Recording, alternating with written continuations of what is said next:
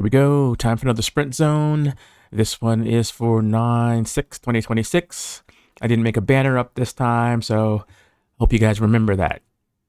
Anyway, heading into the sprint zone, and we have Wolfgang with us today, back from his vacation in Canada, or maybe not vacation, but hiatus.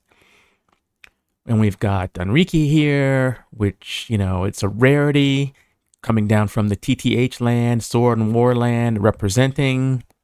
And I'd like to take this time to thank Wolfgang for his telemetry, because it's always nice to have somebody else to compare to so we can see what's going on there. Coming into the sprint zone, you can see the jockeying for position already. Daniel falling back, Wolfgang kind of falling back, not wanting to be there. You got Don in the red representing Rio, not looking to get on Enrique's wheel. Danny kind of just following wheels as usual, as Enrique is up front, no doubt waiting for people to come aboard. Speed is reasonable, and I must say, like, a lot of times we're going up County Road 5 faster than the beginning of the sprint zone, and that's kind of wrong. Like, we don't need that. It's like, if you're not going into the sprint zone, at least, the first 100 yards as hard as you were going up County Road 5, you're either going too easy in the sprint zone or too hard in the County Road 5 warm-up period, which is getting faster, which is okay as people get a little more fit. Daniel in the TFR kit, making his way to the front, not shying away from the pointy end of the stick. Gonna go up there and keep Enrique honest. And we're looking at the power here, and you can see my, instantaneous power, now it's in the 200s as Daniel goes off the front, but for a while there, and you can see my 5-minute power, 143, 30-second power, 230 as things begin to hot up a little bit. And I'm gonna make my way to the front. We'll see who's gonna follow. Looks like we got Danny of the Viral Racing team coming forward as I go to the front, taking over for Daniel up front. And I'm feeling good, so glad to be over the COVID period where my heart rate was not able to stay as low as I wanted for the power, but now I'm good. Getting myself a nice slot into the 4th position. We've got Marcelo on the front, keeping everyone honest. Looks like Matt there in the black, and I can't see who's in the red in front of him. Nice straight line. Everybody super arrow here. Got to love it. And at this point, I'm not looking to do anything. I'm pretty happy. Like, if I'm at the front, I know I'm working hard early, and I know there's lots of strong men just sitting in because they want to do well, but they don't want to participate in making of the selection. And I really don't like bringing a bunch of guys to the line. I want to see a selection where people are forced to work. And with that, it is my turn to go to the front. Brian sitting in 2nd spot, way above his station. He's going to gap some people off here, and I'm happy to be in front here. So I keep an honest pace, and looking rearward, I am somewhat surprised that no one has immediately gone with me. And this is the lethargy here, and forcing Marcelo to make the bridge here. Now, he could have played the game of kind of staying out there, but there's shelter behind me, and no one was going to come around him. Certainly, not the savvy players that are looking to make something happen here. Looking at my power, you can see it's well above Wolfgang's for 30-second. My 30-second power, 272, keeping everybody honest here. Everybody strung out, and no one looking to come around just yet. But no selection has indeed been made yet. And this is a problem when you see the weaklings. And no disrespect to them, right? But the strongmen should be able to dispatch them at some point in this 3.5-4 mile contest. Otherwise, you're just not going hard enough. And here we go. We got Marcelo coming out to the side here, coming up next to me. And I'm like, I don't know what he's doing there. He just kind of coasts up next to me, getting a little bit of a break. And he's just out there, with nobody behind him. Everybody's behind me. Wasting energy. I don't know what was going on there. Maybe he was hoping someone would come through, but you don't see him in the frame here because he's right next to me. Anyway, everybody's still on my wheel. No one looking to come around, but we're beginning to bunch up as my 30-second power comes down. And there's Marcelo out there, just out there. Just out there. I don't know what to say. Finally, maybe he was trying to attract some people. Maybe it was a sign that, hey, we're going too slow. We should double this up. I don't really know. Brian on my wheel. And of course, this is forcing Brian to work a little bit more than usual because in second spot, there is much less draft than there is when you are further back in the pack. And we can see there's a car back, people still all over the road, but we have to control the lane anyhow, so this is okay. Still, no one looking to come around me, and we can see there's a vehicle here that is slowing us up. And I'm thinking to myself, I mean, I did all this work to try to soften people up, all this work to make people honest. And here we go, shutting down the warp drive because there's a car here. Now we got Daniel is going to go to the front here and get close to this car, closer than I would like to be, because I've seen cars brake check people. And so I'm going to back off. I'm off to the side here because you never know what someone is going to do. Daniel, in my opinion, is way too trusting, you know, or he's a better mind reader or a better psychologist and kind of knows the psychologist of motorists. But I'm not about to play this game. In any case, here we are, all bunched up, Grupo Compacto, those that might have been on the rivet, getting themselves some respite. And you can see my 30-second power dropping to a mere 38 watts. So I just definitely want to give this car some room here. There's no need to be that close, especially if you want to get some work done. Looking rearward here, people still somewhat bunched up here. And look, I see a violation. It sees that Wolfgang way over the yellow line. Dude, I know you're just back in Canada. Maybe you're not watching the videos, but we got a hard violation of the yellow line. Like, please. And it's like every week there's somebody going over the yellow line, even in this smaller group. In any case, the pacing vehicle has left us, and now we are free to fly. Wattage hotting up there, and here I am, 530 some watts to stay on the wheel. Enrique behind me, and I don't think the film showed this, but Enrique kind of crept up on my right, and I shut the door on him. I didn't really realize he was there because most people just like don't do that.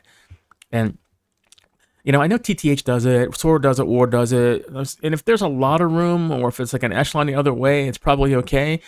But I remember many years ago on one of the WAR rides, Scott Queen, one of the local riders of note and distinguished rider, was trying to campaign for no passing on the right, but that got shot down. But I was agreeing with Scott on that one. Unless you've got a full group of everybody who are racers and they are expecting that, passing on the right, unless it's a huge gap, is in fact questionable. But here we are, all strung out. I believe it is Mr. Doherty on the front, and this is when Enrique makes the big move here to put some hurt on people. Time, as they said in that movie, Breaking Away, or American Flyers, let's hurt a little bit. And yeah, at this point, I was starting to feel it. You know, my heart rate up to 165, 30-second power 290, and increasing. 30-second power is now up to, I know it's gonna hit 300. Yeah, 300 there. And so it is game on. Everybody's strung out. No one looking to come around. And I was praying that this is gonna stop. And I was hoping that no one was going to be able to take up what Enrique had put down, because that would have been a death spiral for me. But you can see what he has done has created a selection, and this is what I like to see. Danny swinging on the rear there, and you can see riders that were not worthy dispatched, and now the selection has in earnest begun. It is here. Still strung out. Enrique just putting down the power. At some point, I should have asked his power numbers, because it must have been amazing. And I was almost like dispatched here. I was like, you can see my 30-second power was above 350. 5-minute power looks like 222, so it's up there. Wolfgang's power up there, 250. And at this point, there's a slowdown. Enrique pulls off the front, and no one is able to go with that.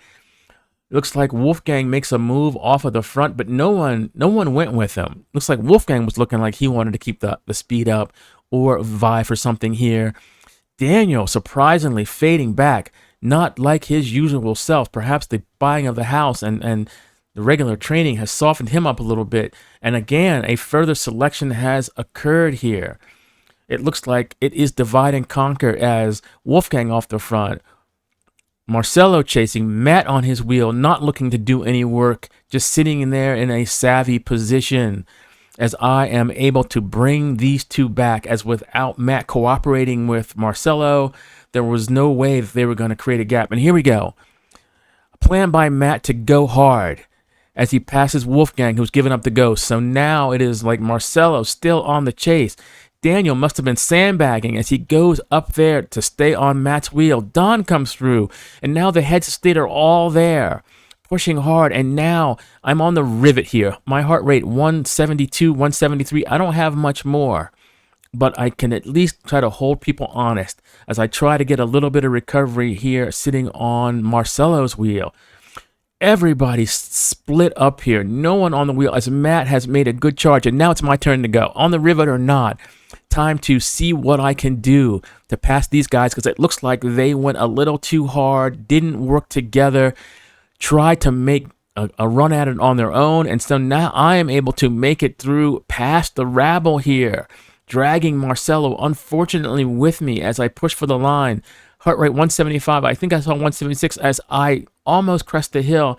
And I see Marcelo comes around me right at the peak. And I thought to myself, yeah, I could have held him off. But at this point, it wasn't worth it because I was happy with my performance.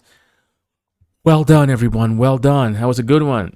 Looks like I got a podium spot on that. Well done, Matt. Nicely done. That one was pretty much a good one. I like the smaller field. I like what Enrique did there, as painful as that was. And that is going to make us stronger. Now, there's a lot of people that are looking for, they want more of a tempo ride, like all the time, you know, kind of like Soar or Thor. But I'm going to submit that those tempo rides that are putting you in zone 3 and above are not going to make you that fast. They may help your durability, but I think they're going to wear you out. And I think a ride like this still has its place. And enough about that. All right. Time to go to Melee 2. Heading down the road here. Up, did I miss something? I think we did. Rolling back. So here we go. Heading into the second sprint zone up. County Road 13. Grupo Compacto. Everyone is behind. Making a good turn here. The rules of engagement have been adhered to. Everyone has made it around the corner. You can see my 30-second power, you know, in the double digits. This is what I like. I like to see some recovery coming back. I mean, hang out there, go hard, and then go again. And this is the kind of intervals that you won't get on a standard tempo ride because you can't go hard because you're always at the limit. Purpose of intervals, which I like this ride for, because I don't like doing intervals on my own. And as stated before, this is a good chance to get it. But in any case, everybody pretty soft here. It looks like no one really wanting to go to the front. We got Don at front trying to keep people honest, but you can see nobody thinks that they should go to the front at this point. I think everyone is looking for that final push up the hill, and they want to just kind of just sit in. And at this point, I'm happy to ride coattails at the moment. You know, my heart rate down to 125, which is seriously zone 2. Enrique coming up, and you know, when I first saw this, I was like, this could in fact be trouble. A little bit of a headwind, slight but not great, but the speed is good. I mean, we're doing 26 miles an hour, but it doesn't look like we're doing 26 miles an hour. It's just effortless. My heart rate, 137, my power, 30-second power, 150. Now the instantaneous power goes up as someone has gone to the front to start to hot things up a little bit. And it's not Enrique. Now I've got an excellent push position back here, sitting in nicely. Nice position behind Danny. Not too worried about getting gapped off by Danny. I am kind of worried about his little gap open up, and then like he bends down really low and gets his acceleration on. Those I don't appreciate so much, but I'm feeling pretty good today, so I'm not too concerned. Looks like it was Marcelo up there driving the pace. Looks like Don takes over. No one else. There's lots of strongmen here that are just kind of riding coattails, like tactically. And that's good, you know, until you've gotten to the point where your tactics are good and you're not learning anything. Time to learn how fast you can go out, how hard you can go out. Can you create a selection? And it looks like Wolfgang going up the right-hand side. At this point, plenty of room up the right-hand side, so not an issue there. Not going to surprise anybody as he goes to the front. You could see he was pushing a lot of wattage. Looks like not looking to attack per se, but to keep people honest. He's looking back to see if people are on the wheel. Daniel had a nice push up there, very nice. As he slides back, his job is done for the day, at least at the front. Wolfgang going hard up there, 400 plus watts instantaneous, 350 watts for 30-second power. You can see how reasonably easy it is for us back here. I mean, my heart rate's a 161, which is still below my LT2 threshold, 30-second power, 270 instantaneous power to 400 in the 400s for a second there. So yeah, it's no joke. And there's a little bit of wind coming off of our left shoulder. And so I'm stuck out in the wind. It looks like Danny has almost, or actually Enrique in front has the last bit of good draft here. Wolfgang still motoring up front, pushing it hard, testing his mettle, trying to see if that Canadian training camp had paid off. As he slides off, his duty is done, and now the big hitters come up. Matt comes up, looking strong. Enrique looks like he's ready to pounce, looking extremely comfortable there, standing up on the pedals. Danny, it looks like he's struggling just a little bit, but he's still there. My heart rate now, 170. So yeah, this was actually no joke. 30-second power, well over 300. 5-minute power isn't that good, no doubt, due to the recovery. And now it's go time. Enrique hits it hard as he attacks Don on the front. It looks like Matt unable to go with the surge. Enrique was able to throw down. Danny able to close the gap to Marcelo. Don looks like his duty is done for the day. I'm going to try to tack in here, but I think at this point I was like, nah, I'm done. I'm good. You know, we're so close to the end here. I'll just ride Don's coattails to the end because the hard work was done. My belief is just go hard, and anything after going hard really isn't doing anything for you. It's just depleting your W prime, just depleting your matches. If you're racing, it's a good thing. Like, keep going hard because you know the guys up front are probably going to get tired too. And for those of you who have raced in the past, it's like the moment you give up and you give the pack maybe 15 yards, you could see they sit up and you're like, oh, I could have hung in there. I didn't think they were going to do that. So it is good practice to push on. I'm slowing down here, waiting for the car, and I think this one is good. Well done, everyone. Well done. And let's fast forward here. Nice little regroup. Let's see who's keeping themselves on the wrong side of the white line. Everyone's still moving. That's good to have cars. And I like the regroup point. And we'll get to the third and final melee. Coming to the stoplight. And yeah, I rendered all this. You can see some people riding out in the middle of the street. Probably don't really need to be at this point, but that's okay. This corner here, yeah, I think we had to make a detour, you know, due to the road construction, which was nice. A chance to relax a little bit, see a different part of the countryside. And we'll kind of fast forward through that. Still plenty of bike lanes. Still people liking to ride out in the middle of the road. I just don't get that shit. Like, it's just a bad habit and just unnecessary. You see everybody else nicely in the middle, in the bike lane, and you got a rider out there just in the middle of the road. Just a bad habit. I don't really care if there's no cars back there. You know, cars can come up quickly. They're traveling like 40, 50 miles an hour, etc. In any case, more of my digression and rambling. Seems like the first half of the ride is like always really nice. People are 2x2. They're practicing their mindfulness. And then second half of the ride is just like, you know, looks like it's a race. Well, but here we go. Some 2x2 looking strong here, looking good. And we've got ourselves back into the old melee zone, making that nice corner, which has been like repaved nicely. Didn't really hit that hard. Not worth talking about. But you can see that the group is, you know, they're doing well.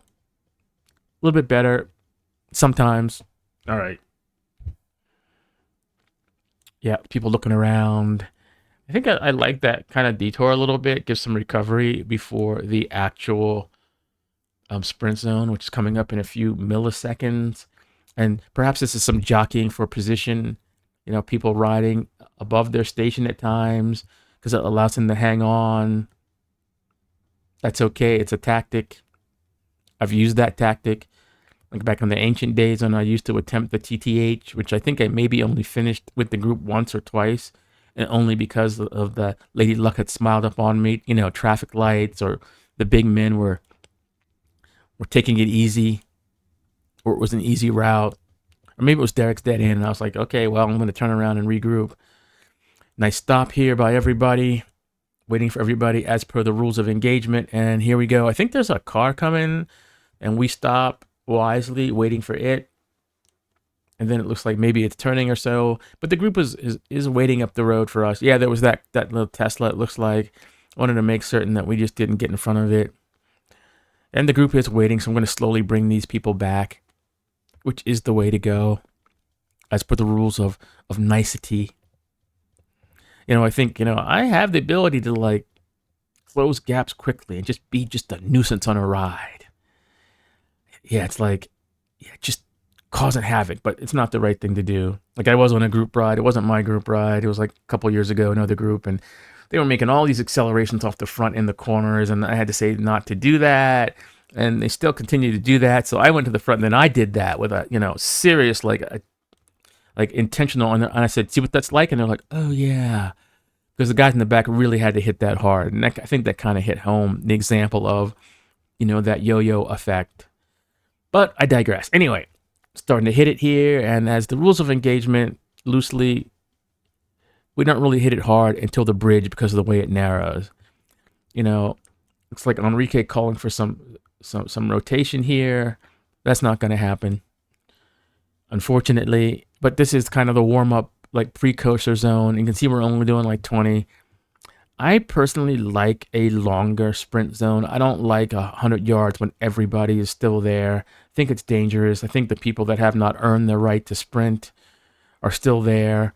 People that can go anaerobic for a little bit and they blow up in the middle of the sprint, and then you have to, you're gapped if you're far back. And then, if they're going to be up there, you don't want to fight for position, because then it turns into everybody fighting for position. And you see people that are the weaker riders, like, come to the front, kind of like slyly kind of slot in. Everybody knows what they're doing. But when it's go time, it's like, ugh, you got to go around them. And we don't want to, like, start that feeding frenzy. It's almost like an arms race or position race. It's just like, okay, if people would seed themselves appropriately, that would be good. So Danny makes the attack here, going off the front, kind of ignoring the rules of engagement. Maybe he's feeling good. Maybe he's feeling guilty. He's like sucking the wheel a lot, not initiating anything. But like at this point, I don't think anybody's going with him. They're kind of keeping him in check. Speed creeps up to like 22, as perhaps he is the carrot here. People looking strong. Looks like Elisa up front, who's right in front of me, like not wearing her characteristic red, kind of incognito. And every time I like see her, I'm like, who is that? Where normally it's like, oh yeah, you can tell people by the colors they're wearing, the kit, etc. But too many people got black bikes. And that's not, you can't tell. Except for like Wolfgang with that gold bike. He could wear anything. I'd be like, oh yeah, that's that opulent thing that Wolfgang has got. Marcelo going out into the wind. Either he can't hold the pace. It's now up to like 27, or doesn't want to hold the pace. A little bit of a gap here. I think Lisa's going to let Marcelo slide in as we get to the bridge here. 23 miles an hour, looking good. And I'm sensing that there's maybe a little gap going to open up. So I'm going to go to the front, or at least close this gap here. Still a few riders in tow. And yeah, my spider senses were correct. The gap was beginning to open up. People are starting to go hard. Now we're doing like 27 as I creep in there. My heart rate's 159, 160, still pretty comfortable. I think it looks like that must be Enrique hitting it hard up there. Here I am, 32nd power, as we can see one of the riders above their station falling back here. A little bit of a gap opening up, and I'm forced to jump around people. And this is like no joke to have to do this. People pushing hard here, and there is Danny who'd gone off the front. Looks like we're going to bring him back at this point. Don coming through strongly. Matt coming through strongly. And my 32nd power, like 350 instantaneous. So I'm still doing like 400 watts and not really bringing these people back this quickly. But I'm still like on the gas. Heart rate still only 165, 166. So I'm still kind of in the game, keeping people honest here. Looks like there goes a pedestrian rider that we're passing. Everyone nicely called that out to her. Somebody in the middle of the road coming back, not wanting anybody. What's a clear sign that they're getting off the front? And there's Enrique, who started that little bit of a charge. And I think at this point, it's my turn to just shut it down. I worked hard. So don't need to work any harder. That's my philosophy. Go hard until you can't, and then shut it down. And there is Isla on the e-bike making the rapid charge, behind us. Cars are passing as we relax, and that's the end of that one. So a good time was had by all. I enjoyed that one. Lots of construction on CR13, so hoping we'll get back to not having to make wonky routes. But it was good. Kind of slowed people down, and I love the smaller group. Until next time, peace out, and keep the rubber side down.